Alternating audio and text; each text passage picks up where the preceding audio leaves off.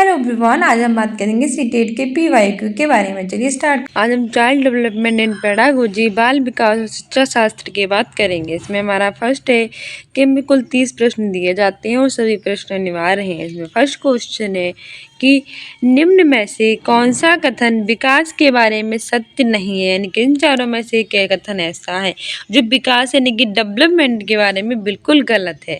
तो option A है कि विकास अंतःक्रिया का फल है, ऑप्शन बी है कि विकास एक व्यवस्थित श्रृंखला का अनुगामी है, ऑप्शन सी है कि विकास एक व्यक्तिगत प्रक्रिया है और ऑप्शन डी है कि विकास जो होता है वो विशिष्ट से सामान्य की ओर होता है।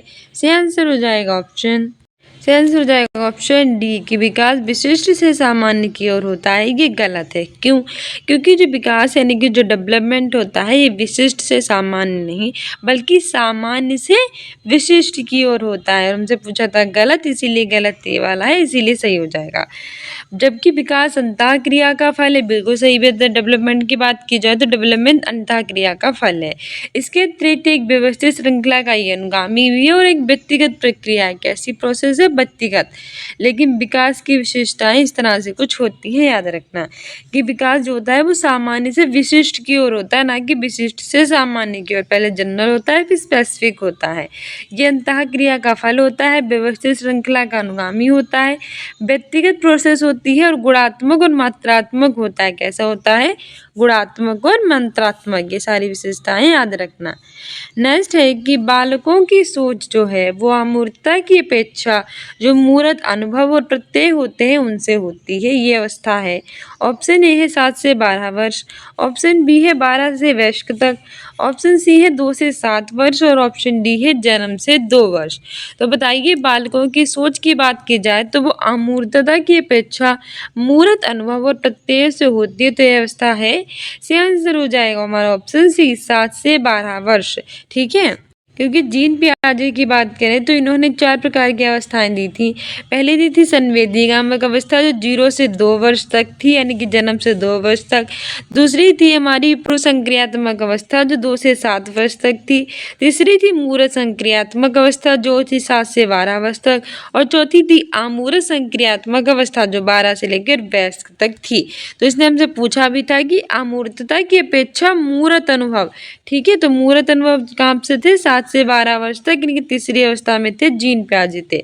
जबकि अमूर्त कब से तब थे? 12 से वयस्क तक थे चौथी अवस्था में। ठीक है, तो ये मोस्ट इम्पोर्टेंट है, याद रखना। व्याख्या भी है कि जीन पियाजे के अनुसार बालक की 7 से 12 वर्ष की जो अवस्था होती है इसे मूर्त संक्रियात्मक अवस्था कहते हैं। जीन पियाजे की 4 अवस्थाओं में से तीसरी अवस्था होती है मूर्त संक्रियात्मक अवस्था जो 7 से 12 वर्ष तक होती है, जिसे हम ठोस संक्रियात्मक अवस्था भी कहते हैं। इसमें बालक जो होता है वह वस्तुओं को मूर्त रूप या उसकी अवस्था के आधार पर सरलता से मानसिक सक्रियता से अपनी समस्या का समाधान कर लेता है। यानी कि वो उसके बारे में आइडिया लगाता है, फिर आइडिया जो होता है उसका वो बिल्कुल सही होता है। ठीक है, अपनी समस्या का समाधान करता है मूर्त अनुभवों के आधार पर। नेक्स्ट है कि मानव का विकास किन दोनों के योगदान का परिणाम है? ऑप्शन ए है अभिभावक और अध्यापक, ऑप्शन बी है सामाजिक और सांस्कृतिक कारक, ऑप्शन सी है वंशक्रम और वातावरण, ऑप्शन डी है इनमें से कोई नहीं। मानव विकास यानी कि ह्यूमन डेवलपमेंट इन किन दोनों का परिणाम है? आंसर हो जाएगा हमारा ऑप्शन सी वंशानुक्रम और वातावरण। ठीक है, इन्वायरमेंट और हेरिडिटी इनका परिणाम होता है मानव का विकास, ह्यूमन डेवलपमेंट। तो ऑप्शन सी बिल्कुल सही हो जाएगा। मानव विकास वंशानुक्रम और वातावरण इनका परिणाम है। हमारी व्याख्या भी है कि मानव विकास वंशानुक्रम और वातावरण के अंतःक्रिया का परिणाम होता है और इसी के द्वारा मानव के विकास का क्या होता है? निर्धारण भी किया जाता है। मानव का डेवलपमेंट किसका होता है? वंशानुक्रम यानी कि हेरिडिटी और वातावरण यानी कि इन्वायरमेंट इनका होता है परिणाम और इसी के द्वारा क्या होता है? मानव विकास यानी ह्यूमन डेवलपमेंट का होता है निर्धारण। नेक्स्ट है कि इनमें से कौन सा पियाजे के अनुसार बौद्धिक विकास का निर्धारित तत्व नहीं है? ऑप्शन ए है सामाजिक संचरण, ऑप्शन बी है अनुभव, ऑप्शन सी है संतुलनीकरण और ऑप्शन डी है इनमें से कोई नहीं। जिन पियाजे ने 4 अवस्थाएं दी थी, कौन कौन सी दी थी कमेंट बॉक्स में बताइए। मैंने अभी आपको बताई, तो बताइए इनमें से कौन सा बौद्धिक विकास का निर्धारित तत्व नहीं है? सही आंसर हो जाएगा ऑप्शन सही आंसर हो जाएगा ऑप्शन ए सामाजिक संचरण। ठीक है, जीन पियाजे के अनुसार उनके बौद्धिक विकास का निर्धारित तत्व सामाजिक संचरण नहीं है, जबकि अनुभव, संतुलनीकरण, ये दोनों क्या है, बौद्धिक विकास के निर्धारित तत्व हैं। व्याख्या भी है कि जीन पियाजे के अनुसार बौद्धिक विकास के निर्धारित तत्व निम्न हैं, जिनमें संवेदना आती है, अवलोकन यानी कि ऑब्जर्वेशन आता है, स्मृति यानी कि मेमोरी आती है, चिंतन संतुलनीकरण आता है, निर्णय आता है, भाषा लैंग्वेज आती है, प्रत्यक्षीकरण अनुभव आते हैं, ध्यान अटेंशन आता है, कल्पना इमेजिनेशन आता है, तर्क आती हैं, बुद्धि आती है और अधिगम यानी कि लर्निंग आती है। तो ये सारे होते हैं। कौन कौन से होते हैं एक बार अच्छे से देख लीजिए। संवेदना होती है, अवलोकन होता है, स्मृति होती है, चिंतन संतुलनीकरण होता है, निर्णय होता है और भाषा होती है। इसके अतिरिक्त प्रत्यक्षीकरण अनुभव होता है, ध्यान होता है, कल्पना होती है, तर्क होता है, बुद्धि होती है और अधिगम होती है। ये सारे होते हैं। लेकिन सामाजिक संचरण जो है वो बौद्धिक विकास का निर्धारित तत्व नहीं है। नेक्स्ट है कि विशेष आवश्यकता वाले बच्चों को पढ़ाने के लिए कौन सी व्यूहरचना अधिक उपयुक्त है। ऐसे बच्चे जो विशेष आवश्यकता वाले होते हैं उनको पढ़ा रहे हैं हम, तो हमें कौन सी व्यूहरचना हमारे लिए उपयुक्त है। ऑप्शन ए है कि अधिकतम बच्चों को सम्मिलित करते हुए कक्षा में चर्चा करना, यानी कि ज़्यादा से ज़्यादा बच्चों को क्या कर लेना, क्लासरूम में शामिल करके में चर्चा करना। सेकंड है कि विद्यार्थियों को सम्मिलित करते हुए अध्यापक द्वारा निर्देशन, यानी कि स्टूडेंट्स को हम सम्मिलित करें और अध्यापक यानी कि टीचर हैं उसे निर्देशन दें। थर्ड है कि सहकारी अधिगम तथा पीयर ट्यूटरिंग, यानी कि सहपाठी जो होते हैं उनके साथ में जो पढ़ते हैं उनके द्वारा अनुशिक्षण। और ऑप्शन डी है कि अध्यापन के लिए योग्यता आधारित समूहीकरण। तो इसमें से कौन सा है जो विशेष आवश्यकता वालों के लिए उपयुक्त है। सही आंसर हो जाएगा ऑप्शन, तो इसमें सबसे अच्छा हमारा ऑप्शन सी ही लग रहा है, सहकारी अधिगम तथा पीयर ट्यूटरिंग। पीयर ट्यूटरिंग मतलब सहपाठी, मतलब साथ में जो पढ़ने वाले होते हैं उनके द्वारा अनुशिक्षण देना। ठीक है, जो विशेष आवश्यकता वाले बच्चे होते हैं, स्पेशल नीड होती है जिन बच्चों को, अगर हम उन्हें पढ़ाना चाहते हैं तो सबसे अच्छी व्यूहरचना यही है हमारे लिए कि सहकारी अधिगम और पीयर ट्यूटरिंग यानी सहपाठियों के द्वारा अनुशिक्षण। व्याख्या भी है कि विशेष आवश्यकता वाले बच्चों को पढ़ाने के लिए सहकारी अधिगम यानी कि पीयर ट्यूटरिंग सहपाठियों द्वारा अनुशिक्षण होता है, वो सबसे अच्छी व्यूहरचना होती है। नेक्स्ट है कि समस्या के अर्थ को जानने की योग्यता, वातावरण के दोषों, कमियों और रिक्तियों के प्रति सजगता किसकी विशेषता है। ऑप्शन ए है प्रतिभाशाली बालक होते हैं, मतलब बहुत अच्छे बालक होते हैं, गॉड गिफ्टेड इन्हें कहा जाता है, उन बच्चों की है। ऑप्शन बी है सामान्य यानी कि जो नॉर्मल चाइल्ड होते हैं उनकी है। थर्ड है सृजनशील बालक, इनकी होती है। और ऑप्शन डी है इनमें से कोई नहीं। तो बताइए समस्या जो होती है, जो प्रॉब्लम होती है, उसके अर्थ को जानने की योग्यता, इन्वायरमेंट होता है, उसके दोष जो होते हैं, उसकी जो कमियां होती है और रिक्तियों के प्रति सजगता, ये किसकी विशेषता होती है। सही आंसर हो जाएगा ऑप्शन सी सृजनशील बालकों की। ठीक है, समस्या के अर्थ को जानने की योग्यता, वातावरण के दोष, कमियां और रिक्तियों के प्रति सजगता, ये सृजनशील बालकों की विशेषता है। ठीक है, व्याख्या भी है कि सृजनशील बालक नवचारी होते हैं जो जानने की योग्यता को रखते हैं और साथ ही वातावरण के दोषों, कमियों और रिक्तियों के प्रति सजग भी होते हैं। सृजनशील बालक कैसे होते हैं, नवाचारी बालक होते हैं। ठीक है, जो जानने की योग्यता रखते हैं, यानी कि जो ये बालक हर चीज़ को जानना चाहते हैं कि क्या चीज़ कैसे क्या हो रही है, ये हमारे इन्वायरमेंट को अच्छे से पहचानते हैं, उनके दोष, कमियां, रिक्तियां, मतलब बहुत ही सजग होते हैं, बहुत ही ज़्यादा एक्टिव होते हैं ये चाइल्ड। ठीक है, हर चीज़ को फटाक से देख लेंगे कैसे क्या हो रहा है, क्यों हो रहा है, किस तरह से हो रहा है, तो बहुत सृजनशील होते हैं। नेक्स्ट है कि एक कॉलेज जाने वाली लड़की ने फर्श पर कोट फेंकने की आदत डाल ली। एक ऐसी लड़की जो कॉलेज जाती है वो क्या करती है कि स्कूल जाती है, मतलब कॉलेज जाती है और कॉलेज से लौटने के बाद जो फर्श होता है उस पर अपने कोट को क्या कर देती है, फेंक देती है। उसकी ये हैबिट पड़ चुकी है। लड़की की माँ ने उससे कहा कि कमरे से से बाहर जाओ और कोट को खूंटी पर टांगो। एक दिन लड़की की माँ ने देखा कि उसकी बेटी आई और उसने अपने कोट को यूं ही फर्श पर फेंक दिया, तो उसने कहा कि जाओ अभी और इसी वक्त इस कोट को खूंटी पर टांग कर आओ। लड़की अगली बार घर में प्रवेश करती है तो कोट को हाथ पर रखकर अलमारी की तरफ जाकर कोट को खूंटी पर टांग देती है। ये किसका एग्जाम्पल है? नेक्स्ट टाइम लड़की जो है वो आई अपने कॉलेज से लौटकर, लेकिन उसने इस बार अपने कोट को जमीन पर नहीं फेंका, बल्कि इस बार वो अलमारी की तरफ गई और कोट को खूंटी पर टांग दिया। तो ये उदाहरण किस चीज का है, हमसे ये पूछ रहा है। ऑप्शन ए है कि ये श्रृंखलागत अधिगम है, ऑप्शन बी है कि उद्दीपन अनुक्रिया अनुभव है, ऑप्शन सी है कि ये प्रत्यय अधिगम है और ऑप्शन डी है कि इनमें से सभी। तो बताइए कौन सा अधिगम है? से आंसर हो जाएगा ऑप्शन बी कि ये उद्दीपन अनुक्रिया का अधिगम है।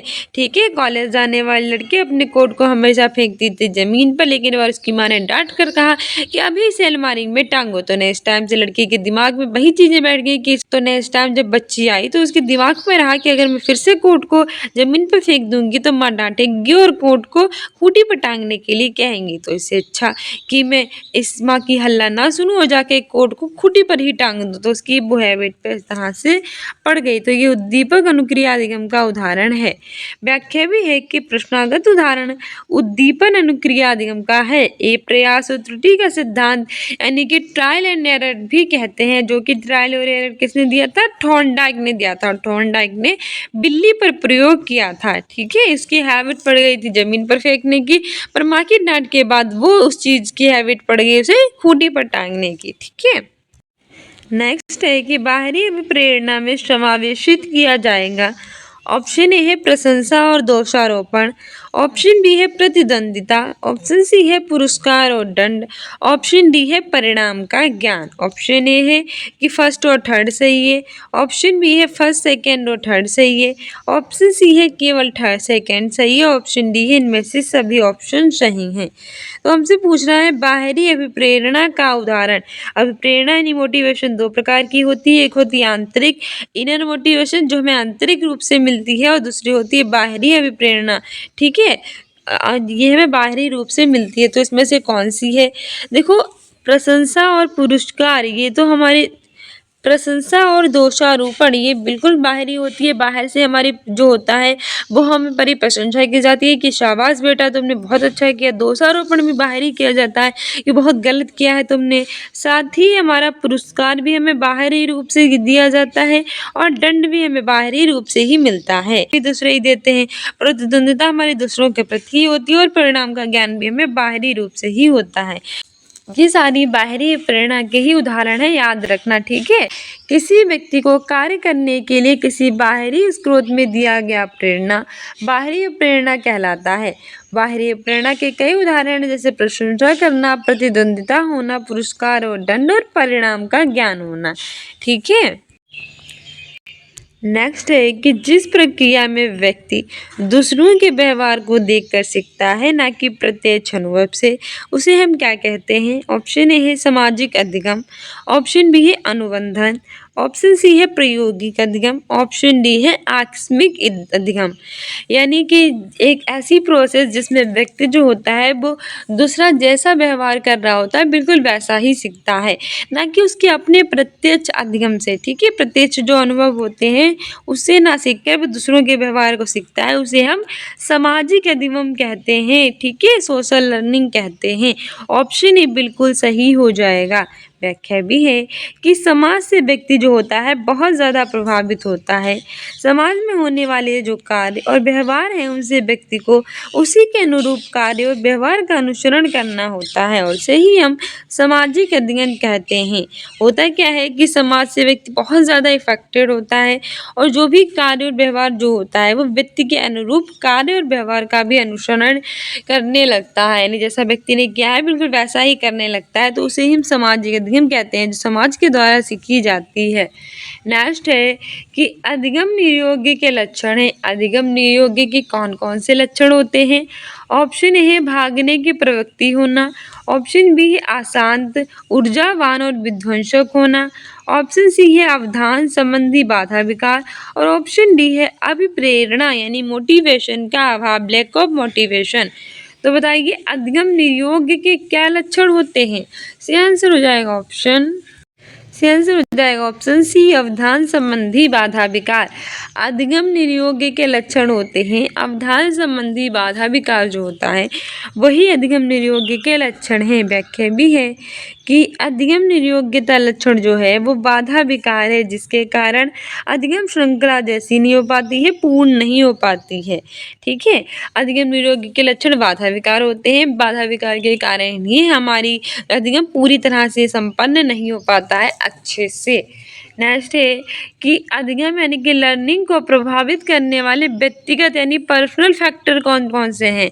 ठीक है, अधिगम हमारी लर्निंग को कई सारे फैक्टर्स प्रभावित करते हैं, तो इसमें से व्यक्तिगत यानी कि पर्सनल पूछा है तो ऑप्शन ए है कि वो संचार के साधन है, ऑप्शन बी है समवयस्क समूह है, ऑप्शन सी है अध्यापक है और ऑप्शन डी है परिपक्वता और आयु है। तो कहीं ना कहीं ये सारे फैक्टर्स हमें प्रभावित करते हैं हमारी लर्निंग को, लेकिन व्यक्तिगत पूछा है, पर्सनल पूछा है तो परिपक्वता और आयु हो जाएगा, ऑप्शन डी बिल्कुल सही हो जाएगा। ठीक है, अधिगम को प्रभावित करने वाले व्यक्तिगत कारक परिपक्वता और आयु है, ऑप्शन डी बिल्कुल सही है। ठीक है, व्याख्या भी कह रही है कि अधिगम यानी कि लर्निंग को प्रभावित करने वाले व्यक्तिगत कारक जो हैं वो परिपक्वता और आयु है। प्रत्येक व्यक्ति जो होता है वो अपनी परिपक्वता और आयु के आधार पर ही अधिगम यानी कि लर्निंग का कार्य कर सकता है। यदि कोई अधिगम कार्य व्यक्ति की परिपक्वता और आयु के समायोजन में नहीं होगा तो व्यक्ति अधिगम को नहीं प्राप्त कर सकेगा। ठीक है, पर्सनल फैक्टर्स में परिपक्वता और आयु होती है, ये प्रभावित करती है अधिगम को, और अगर किसी भी परिपक्वता और आयु का समायोजन नहीं होगा तो वो लर्निंग को प्राप्त नहीं कर पाएगा अच्छे से, ये भी याद रखना। नेक्स्ट क्वेश्चन कह रहा है कि एक क्रिकेट खिलाड़ी अपनी गेंदबाजी के कौशल को विकसित कर लेता है पर यह उसके बल्लेबाजी के कौशल को प्रभावित नहीं करता है, इसे कहते हैं। ऑप्शन ए है विध्यात्मक प्रशिक्षण अंतरण, ऑप्शन बी है निषेधात्मक प्रशिक्षण अंतरण, ऑप्शन सी है शून्य प्रशिक्षण अंतरण और ऑप्शन डी है इनमें से कोई नहीं।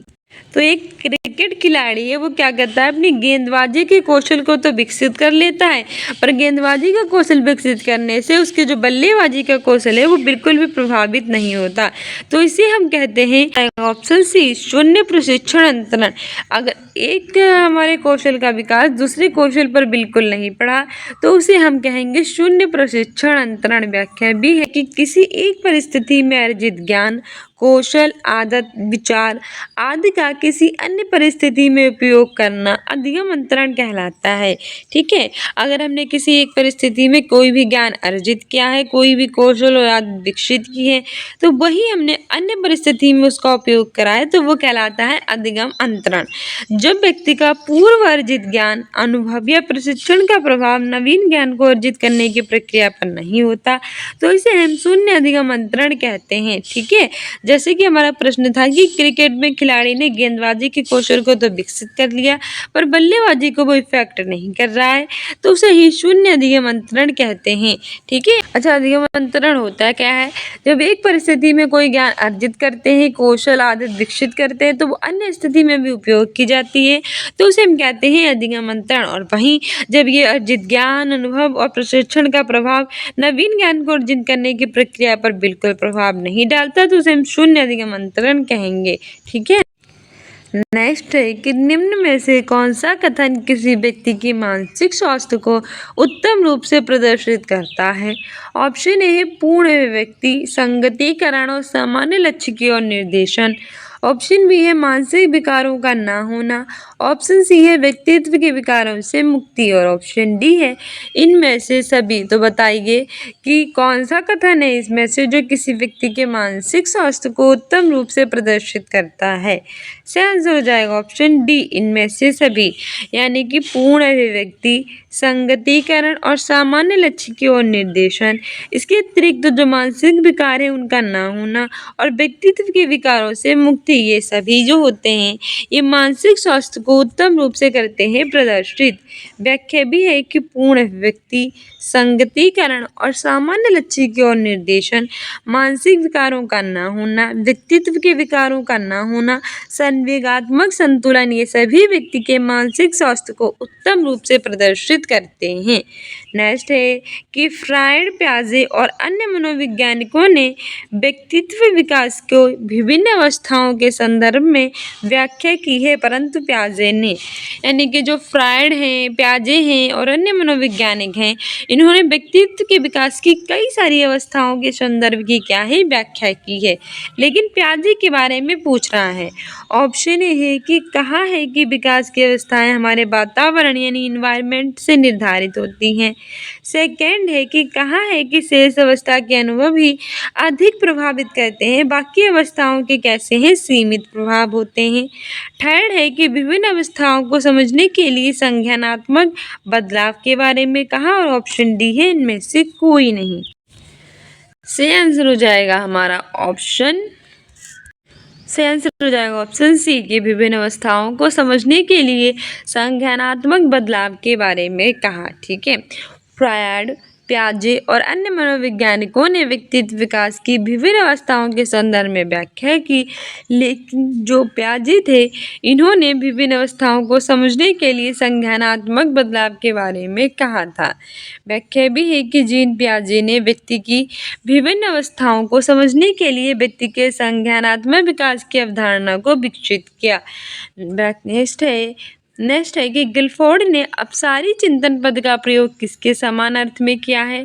ऑप्शन ए है बुद्धि, ऑप्शन बी है सृजनात्मकता, ऑप्शन सी है बुद्धि और सृजनात्मकता, ऑप्शन डी है इनमें से कोई नहीं। अपसारी चिंतन का पद का प्रयोग किसने किया था, गिलफोर्ड ने किया था। किसके सामान्य अर्थ में, सी आंसर हो जाएगा ऑप्शन बी, सृजनात्मकता। ठीक है, गिलफोर्ड ने जो अपसारी चिंतन पद का प्रयोग है वो सृजनात्मकता शब्द के अर्थ में किया है। ठीक है, किसके लिए, सृजनात्मकता के लिए गिलफोर्ड ने अपसारी चिंतन पद का प्रयोग किया। व्याख्या भी है कि गिलफोर्ड ने बुद्धि की संरचनात्मक सिद्धांत प्रस्तुत किया था और इन्होंने बुद्धि का त्रिविमीय प्रारूप भी प्रस्तुत किया था। गिलफोर्ड ने अपसारी चिंतन को गैर परंपरागत चिंतन कहा, जो कि नवीन ढंग से सोचने के लिए और सृजनशीलता को इंगित करता है। गिलफोर्ड की अगर हम बात करें तो उन्होंने कौन सा सिद्धांत प्रस्तुत किया, बुद्धि की संरचनात्मकता का सिद्धांत प्रस्तुत किया। किसका क्या, बुद्धि की संरचनात्मक सिद्धांत प्रस्तुत किया था गिलफोर्ड ने। इन्होंने कौन सा प्रारूप प्रस्तुत किया था, त्रिविमीय, बुद्धि का जो त्रिविमीय होता है ये प्रारूप प्रस्तुत किया।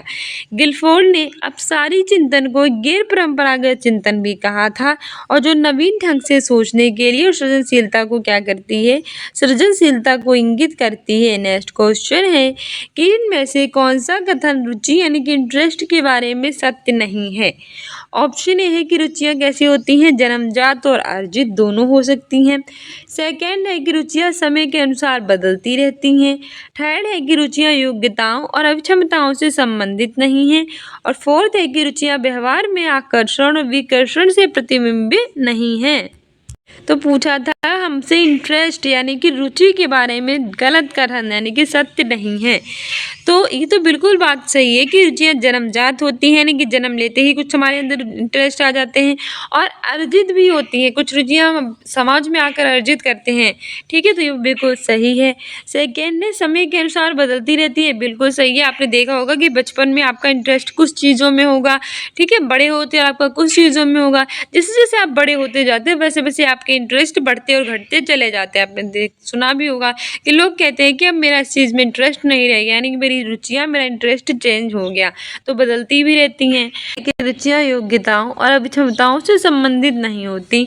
ये भी बिल्कुल सही बात होती है कि जो इंटरेस्ट होता है ये हमारी योग्यताओं और अक्षमताओं से संबंधित नहीं होता। फोर्थ है कि रुचियाँ व्यवहार में आकर्षण और विकर्षण के प्रतिबिंब नहीं है। यही सबसे गलत बात कही गई है। ठीक है, तो ऑप्शन डी ही बिल्कुल सही हो जाएगा, क्योंकि हमारा जो है वो इंटरेस्ट यानी रुचि के बारे में सत्य नहीं पूछा था। तो रुचियाँ आकर्षण और विकर्षण के प्रतिबिंब नहीं है, ये बिल्कुल गलत है, बात है, गलत ही सही हो जाएगा, क्योंकि हमसे पूछा था कि रुचि यानी इंटरेस्ट के बारे में कौन सा सत्य नहीं है, तो ऑप्शन डी ही बिल्कुल सत्य नहीं है कि रुचियाँ आकर्षण विकर्षण के प्रतिबिंब होती हैं। इसने नहीं पूछा कह दिया, तो इसलिए ऑप्शन डी गलत है। जबकि जन्मजात और अर्जित होती हैं, बिल्कुल सही है। समय के अनुसार बदलती हैं, बिल्कुल सही है।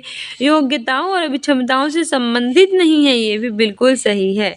व्याख्या भी है कि हमारी व्यक्ति की जो रुचियां हैं वो उसकी पसंद और नापसंद की जानकारी प्राप्त होती है। इससे व्यक्ति के व्यवहार में आकर्षण विकर्षण का पता चलता है। नहीं, हमें पता चलता है उसके इंटरेस्ट के हिसाब से कि व्यक्ति का आकर्षण विकर्षण किस प्रकार का है, ठीक है, उसके व्यवहार का। नेक्स्ट है कि अभिवृत्ति है। ऑप्शन ए है कि एक भावात्मक प्रवृत्ति जो अनुभव के द्वारा संगठित होकर किसी मनोवैज्ञानिक वस्तु के प्रति पसंदगी और नापसंदगी के रूप में प्रतिक्रिया करती है। सेकंड है कि एक ऐसी विशेषता है जो व्यक्ति की योग्यता का परिचायक है, जिसे किसी प्रदत्त क्षेत्र में विशिष्ट प्रशिक्षण, ज्ञान अथवा कौशल से क्या किया जा सकता है, सीखा जा सकता है। थर्ड है कि व्यक्ति की बीजभूत क्षमता जो कि विशिष्ट प्रकार की होती है, और ऑप्शन डी है इनमें से कोई नहीं। से आंसर हो जाएगा ऑप्शन ए अभिव्यक्ति है। एक भावात्मक प्रवृत्ति जो अनुभव के द्वारा संगठित होकर किसी मनोवैज्ञानिक वस्तु के प्रति पसंदगी या फिर नापसंदगी के रूप में क्या करती है, प्रतिक्रिया यानी कि रिस्पॉन्स करती है। ठीक है, अभिव्यक्ति क्या होती है, अभिव्यक्ति मतलब किसी चीज़ को व्यक्त करना। तो ये भावात्मक प्रवृत्ति होती है कि इमोशनल होती है, जो कि अनुभव के द्वारा संगठित होकर किसी मनोवैज्ञानिक वस्तु के प्रति पसंदगी और नापसंदगी के रूप में करती है प्रतिक्रिया यानी कि रिस्पॉन्स। व्याख्या भी है कि व्यक्ति एक भावनात्मक प्रवृत्ति है जो अनुभव के द्वारा प्राप्त होती है। ये अनुभव के द्वारा संगठित होकर पसंदगी और नापसंदगी के रूप में कैसी प्रतिक्रिया करती है, मनोवैज्ञानिक। नेक्स्ट है कि व्यक्तित्व और बुद्धि में वंशानुक्रम की। ऑप्शन ए है नाम मात्र की भूमिका है, ऑप्शन बी है महत्वपूर्ण भूमिका है, ऑप्शन सी है अपूर्वन्मेय भूमिका है, ऑप्शन डी है आकर्षण भूमिका है। तो हमारे व्यक्तित्व में और हमारी बुद्धि में वंशानुक्रम की कैसी भूमिका है, सही आंसर हो जाएगा ऑप्शन बी बिल्कुल सही है, महत्वपूर्ण भूमिका है। ठीक है, हमारे व्यक्तित्व में और हमारी बुद्धि में वंशानुक्रम यानी हेरिडिटी की बात की जाए तो उसकी महत्वपूर्ण भूमिका होती है। ठीक है, इंपॉर्टेंट रोल प्ले करता है। व्याख्या भी है कि व्यक्तित्व और हमारी बुद्धि में वंशानुक्रम हेरिडिटी एक महत्वपूर्ण भूमिका निभाती है, क्योंकि बुद्धि कैसी होती है, जन्मजात योग्यता होती है और व्यक्तित्व के निर्धारक घटक शरीर ग्रंथियाँ आदि हैं। यानी कि बुद्धि हमें पैदा होते ही प्राप्त हो जाती है, जन्मजात यानी कि जन्म लेते ही हमारे अंदर बुद्धि जो है वो डेवलप हो जाती है। और व्यक्तित्व के जो निर्धारक घटक होते हैं उनकी शरीर ग्रंथियाँ आदि हैं। यद्यपि स्पष्टता व्यक्ति और बुद्धि का विकास वंशानुक्रम और वातावरण का योग है, यानी कि इन्वायरमेंट और हमारी हेरिडिटी का परिणाम होता है हमारी बुद्धि का विकास। ठीक है, यानी कि हमारे इन्वायरमेंट और हेरिडिटी तय करती है हमारी बुद्धि कैसे होगी। इन्वायरमेंट अच्छा है तो हमारी बुद्धि अच्छी होगी। अगर हमारी हेरिडिटी यानी वंशानुक्रम है जो जिस तरह का हमें मिला तो उसी प्रकार की बुद्धि हो, यानी कि इंटेलिजेंट माता पिता के बच्चे भी हो सकता है कि इंटेलिजेंट हो, 100% नहीं होता पर ज़्यादातर केसेस में इंटेलिजेंट ही होते हैं। ठीक है, क्योंकि वंशानुक्रम का परिणाम होती है बुद्धि। नेक्स्ट है कि जिन इच्छाओं की पूर्ति नहीं होती उनका भंडार गृह भी निम्न से कौन सा है। लेकिन हाँ, एक बात और याद रखना कि हो सकता है अगर माता पिता मंद बुद्धि के हों तो बच्चे हो सकता है कि इंटेलिजेंट हो, क्योंकि होता है लेकिन 100% बुद्धि का परिणाम नहीं होता, इसीलिए हो भी सकता है और नहीं भी। तो ऑप्शन ए है इदम, ऑप्शन बी है अहम, ऑप्शन सी है परम अहम, ऑप्शन डी है इदम और अहम। तो बताइए कि जिन इच्छाओं की पूर्ति नहीं होती है उनका भंडार गृह क्या कहलाता है। तो सही आंसर हो जाएगा ऑप्शन ए इदम। ठीक है, जिनकी पूर्ति नहीं होती उन्हें इदम कहते हैं, जिनकी हो जाती है उन्हें अहम कहते हैं, और जिनकी होती भी नहीं है और हो भी सकती है उन व्याख्या भी है कि जिन इच्छाओं की पूर्ति नहीं होती है उसे हम कहते हैं इदम। वो इदम भंडार गृह में सुरक्षित हो जाता है। इदम एक जन्मजात प्रवृत्ति होती है और इसके व्यक्ति की मूल भावना यानी कि दमित इच्छाएं आती हैं। इदम किसी तरह का तनाव सहन नहीं कर सकता, ये पूर्णतः अचेतन में कार्य करता है। इसमें फ्रायड ने एक परिभाषा भी दी है कि इदम को पूर्वजों की स्मृतियों के अवशेषों का भंडार माना जाता है, और ये अंधापन की स्थिति है। किसकी स्थिति है, अंधापन की। नेक्स्ट है कि रक्षा तंत्र बहुत सहायता करता है। ऑप्शन ए है हिंसा से निपटने में, ऑप्शन बी है दबाव से निपटने में, ऑप्शन सी है थकान से निपटने में और ऑप्शन डी है कि अजनबियों से निपटने में। तो बताइए रक्षा तंत्र की है जो किस में सहायता करता है? इससे आंसर हो जाएगा ऑप्शन बी दबाव से निपटने में। रक्षा तंत्र होता है ये दबाव से निपटने में हमारी हेल्प करता है। व्याख्या भी है कि रक्षा तंत्र का उपयोग व्यक्ति तब करता है जब वे दबाव की स्थिति में नहीं पड़ना चाहता, अर्थात वे अपने दोषों को स्थानांतरण किसी अन्य परिस्थिति या व्यक्ति पर कर देता है जिससे मानसिक तनाव से बच जाता है। ठीक है, व्यक्ति जब देखो एक दबाव की स्थिति में नहीं पड़ना चाहता है तो वो रक्षा तंत्र का उपयोग करता है। इसमें वो क्या करता है कि अगर कोई दोष है, अगर कोई उससे गलती हुई है तो वो स्थानांतरण किसी दूसरे व्यक्ति में कर देगा। मान लीजिए कोई गिलास टूट गया तो वो अपनी गलती नहीं मानेगा और कहेगा ये गिलास किसी और से टूटा, बताओ कोई गिलास तोड़ के चला गया, तो वे होता है अपना जो दोष होता है उसका स्थानांतरण किसी अन्य परिस्थिति या व्यक्ति पर कर देना, तो उसे कहते हैं हम रक्षा तंत्र। ठीक है, ये दबाव की स्थिति में किया जाता है, ये मानसिक तनाव से बचाता है। नेक्स्ट है कि शारीरिक निरोग्यता वाले व्यक्ति के लिए कौन सी युक्ति रक्षा तंत्र में सबसे संतोषजनक होगी? यानी कि ऐसे बच्चे जिन्हें शारीरिक निरोग्यताएं हैं, उन्हें किसी न किसी की प्रकार की प्रॉब्लम है फिजिकल रूप से, तो इसके लिए कौन सी युक्ति है इनमें से जो रक्षा तंत्र में सबसे संतोषजनक होगी? ऑप्शन ए है तदात्मीकरण, ऑप्शन बी है विवेकीकरण, ऑप्शन सी है अतिकल्पना, ऑप्शन डी है इनमें से कोई नहीं। तो सही आंसर हो जाएगा ऑप्शन सी अतिकल्पना। ठीक है, शारीरिक निरोग्यता वाले व्यक्ति के लिए अतिकल्पना युक्ति है रक्षा तंत्र में सबसे अधिक संतोषजनक होगी। व्याख्या भी है कि जो शारीरिक निरोग्यता वाले व्यक्ति होते हैं वो हर संभव तरीके से ऐसे जानकारी से रक्षा करने की कोशिश करते हैं जो दर्दनाक घटनाओं की याद दिलाते हैं। ऐसी परिस्थिति में अतिकल्पनात्मक रक्षा तंत्र का उपयोग करते हैं। कौन सा? अतिकल्पनात्मक रक्षा तंत्र। नेक्स्ट है कि बालक प्रसंग बोध परीक्षण 3 वर्ष से 10 वर्ष की आयु के बालकों के लिए बनाया गया है। इस परीक्षण के कार्यों में प्रतिस्थापित किए गए हैं। ऑप्शन ए है सजीव वस्तुओं के स्थान पर निर्जीव वस्तुओं को, ऑप्शन बी है लोगों के स्थान पर जानवरों को, ऑप्शन सी है पुरुषों के स्थान पर महिलाओं को, ऑप्शन डी है वयस्क के स्थान पर बालकों को। तो बताइए कि जो बालक प्रसंग बोध परीक्षण है जो कि 3 वर्ष से 10 वर्ष की आयु के बालकों के लिए बनाए गए हैं, इस परीक्षण के कार्यों में क्या प्रतिस्थापित है? सही आंसर हो जाएगा ऑप्शन बी लोगों के स्थान पर जानवरों को। ठीक है, ऑप्शन बी बिल्कुल सही हो जाएगा। व्याख्या भी है कि बालक प्रसंग बोध परीक्षण 3 वर्ष से 10 वर्ष की आयु के बालकों के लिए किया जाता है और इस परीक्षण के कार्ड का प्रयोग किया जाता है जिसमें विभिन्न प्रकार के जो जानवर हैं उनका चित्र अंकित हो। ठीक है, छोटे बच्चे होते हैं और वो जानवर जो होते हैं उनको देखेंगे तो ज़्यादा अट्रैक्ट होंगे, इसीलिए जानवरों का प्रयोग किया जाता है। नेक्स्ट है कि सृजनशीलता के पोषण के लिए एक अध्यापक को निम्न में से किस विधि की सहायता लेनी चाहिए? ऑप्शन ए है ब्रेनस्टॉर्मिंग विचारावेश, ऑप्शन बी है व्याख्यान विधि, ऑप्शन सी है दृश्य श्रव्य सामग्री, ऑप्शन डी है इनमें से सभी। से आंसर हो जाएगा ऑप्शन ए ब्रेन स्टॉर्मिंग यानी कि विचारावेश। ऐसा बालक जो सृजनशील है यानी कि सृजनशीलता का हम किसी बात में पोषण करना चाहते हैं तो इसके लिए एक टीचर होने के नाते हमें ब्रेन स्टॉर्मिंग विधि का सहायता लेनी चाहिए। ठीक है, व्याख्या भी है कि सृजनशीलता एक विचार है जो एकदम नए विज्ञान या पुराने विचारों में नए विचार का समावेश होता है। अध्यापक को सृजनशील बालकों को शिक्षा देने के लिए उसके विचारों को पोषण देने के लिए ब्रेन स्टॉर्मिंग विचारावेश विधि की सहायता लेनी चाहिए। किसकी? विचारावेश विधि की। नेक्स्ट है कि निम्न में से कौन सा कथन सही नहीं है यानी कि गलत कथन पूछा है। ऑप्शन ए है कि आवश्यकता वंचना की शारीरिक अवस्था नहीं है, ऑप्शन बी है अंतर्नोद आवश्यकता का मनोवैज्ञानिक परिणाम है, ऑप्शन सी है आवश्यकता और अंतर्नोद समान नहीं है बल्कि समांतर हैं और ऑप्शन डी है मूल प्रवृत्तियां आंतरिक जैविक बल हैं। से आंसर हो जाएगा ए आवश्यकता वंचना की शारीरिक अवस्था नहीं है, गलत है और गलत ही हमसे पूछा था।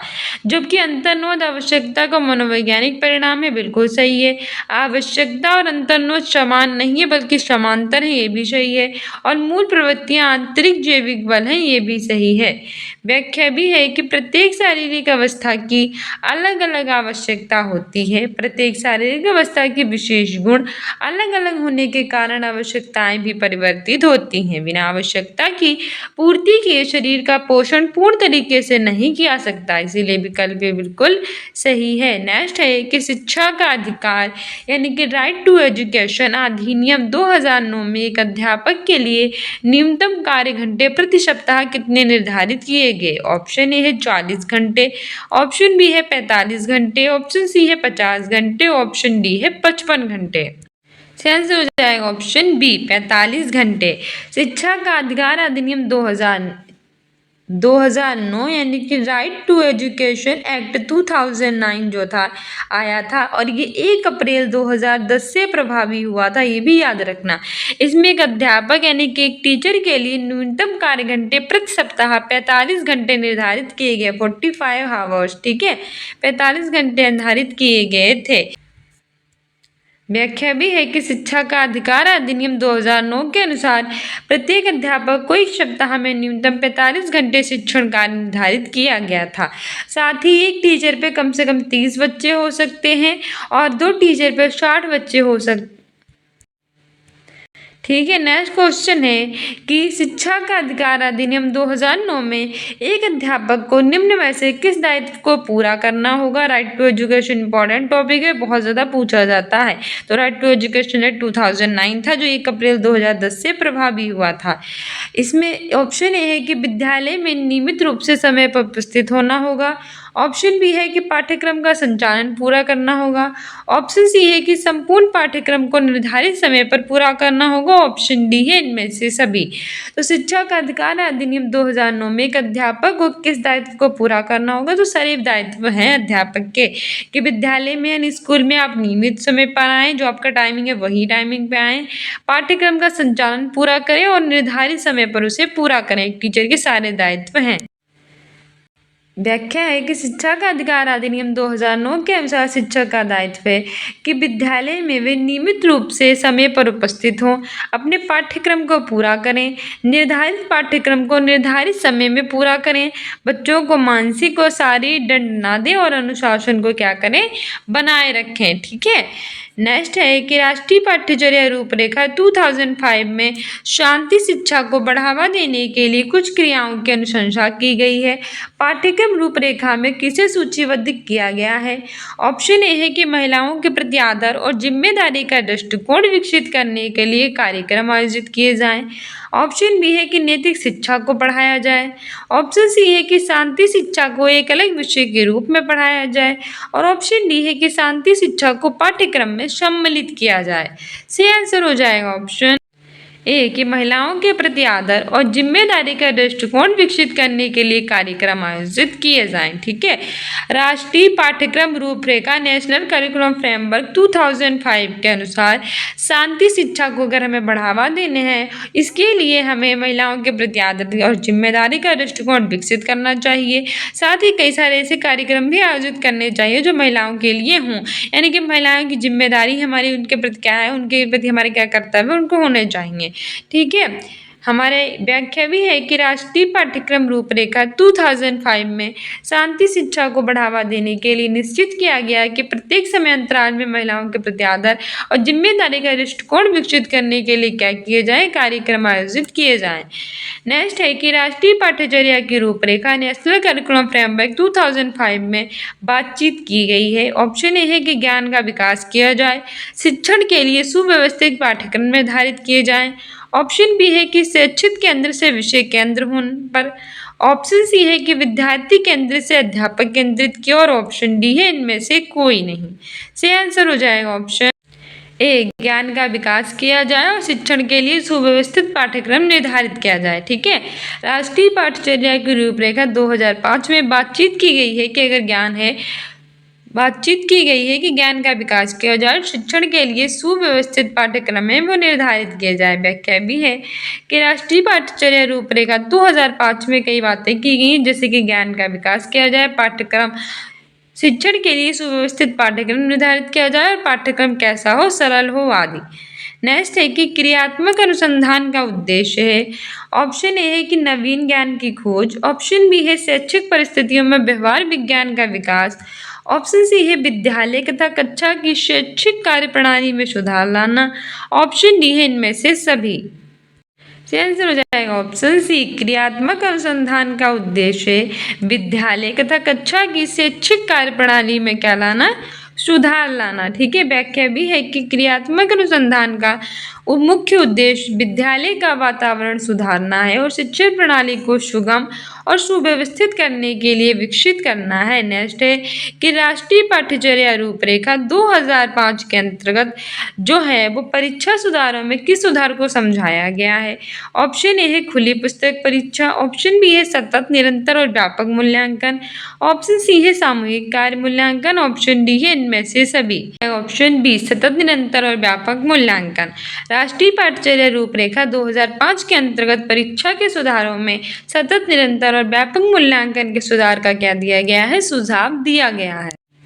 व्याख्या भी है कि राष्ट्रीय पाठ्यचर्या रूपरेखा नेशनल करिकुलम फ्रेमवर्क 2005 के अंतर्गत परीक्षा सुधारों के लिए सतत निरंतर और व्यापक मूल्यांकन अपनाने पर दिया गया है सुझाव। ईयर का पेपर जो आपके एग्जाम्स के लिए काफ़ी इंपॉर्टेंट है, इससे आपको आइडिया मिलेगा कि सीटेट में कैसे क्वेश्चन पूछे गए थे। हमारे चैनल को भी सब्सक्राइब कीजिए। बाकी भी के लिए थैंक यू।